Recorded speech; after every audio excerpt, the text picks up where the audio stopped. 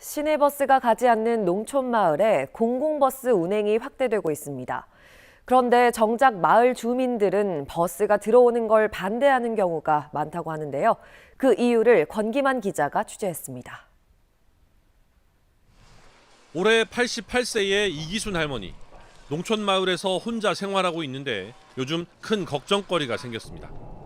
걱정은 아이러니하게도 마을로 들어오는 버스가 추가로 운행되면서 시작됐습니다. 버스가 증차되면서 교통 편의가 한층 나아졌지만 주민들 입장에서 반가운 소식만은 아닙니다. 그동안 잘 이용해오던 희망택시를 더 이상 탈 수 없게 됐기 때문입니다. 이 마을은 코로나 확산에 시내버스 운행이 중단되면서 차가 없는 주민들을 대상으로 시내 주요 지점까지 100원에 갈 수 있는 희망택시가 지원됐는데 버스가 증차되면서 지원이 끊겼습니다. 이 마을 73가구, 75명이 같은 상황. 버스를 타면 되지라고 생각할 수 있지만 대부분 노인으로 구성된 마을 주민들에게 쉬운 문제가 아닙니다.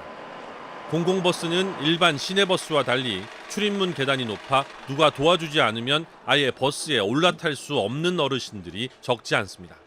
좀 힘들어하시는 분도 있고, 좀 연세가 많은 분들은 좀 힘들어요. 버스 한 대가 여러 노선을 운행하다 보니 오전, 오후가 아니라 제멋대로 정해져 버린 운행 시간도 버스 타기가 어려운 이유 중 하나입니다. 차 시간이 맞지도 않고 또 타기도 힘들고 그러니까 택시 줄여서 많이 타요. 왜 타기 힘들어요? 높아서 탔다 내렸다 하는 것도 너무 힘들어요. 원주시는 버스가 하루 3번도 안 오거나 정류장이 집에서 1km 이상 먼 주민들로 희망택시 지원 기준을 정한 만큼 지원을 더 해줄 수 없다는 입장입니다. 제가 중단을 할 수밖에 없는 부분은 타 지역이랑 어떤 형평성 부분도 있고 만약에 계속 이어지다 보면 다른 지역의 주민들이 계속 민원 내는 부분도 있어서 원주시는 시내버스가 가지 않는 마을에 운행하는 공공버스를 내년에 3대 더 늘려 14대를 운행할 예정입니다.